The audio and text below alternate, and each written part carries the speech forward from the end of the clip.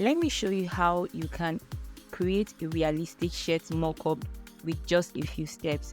So stay with me and let's get started. So firstly, I'm just going to drag in the image I will be using. So I actually selected this image so that when we are done applying the effect, we are going to notice the difference.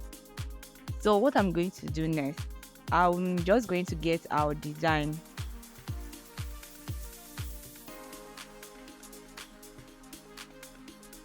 So here you have it. This is the design I'll be using for this tutorial. So this could serve as your logo design or any other design that you would like to see on your mockup. So I'm just going to try to place it perfectly, and if I'm okay with it,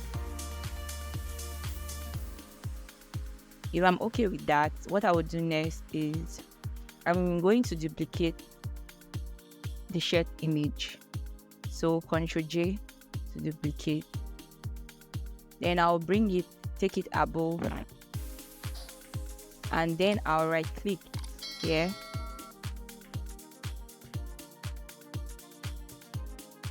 So when I'm done with this, I'm just going to go to the blending option and I'll select hard light.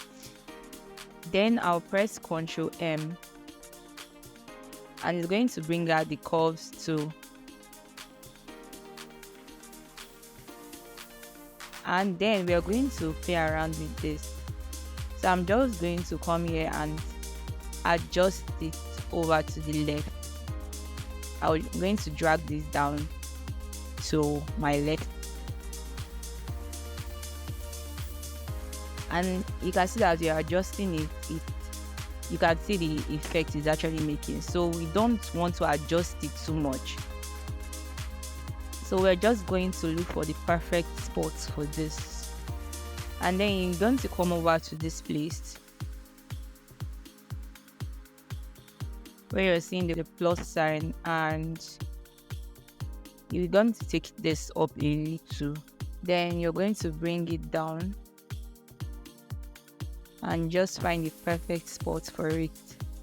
It's actually important for you to note that this effect actually works differently depending on the shirt you are using, the shirt color that you'll be using. So whatever design you'll be using, you just have to play around with the colors so you can get what would actually be good for you, if you get what I mean. So I think I'm happy with this, so I'm just going to hit OK. And guys, we are done with this. So I'm just going to put up this layer so you can see the before and after. Here's the before and here's the after. Here's the before, here's the after.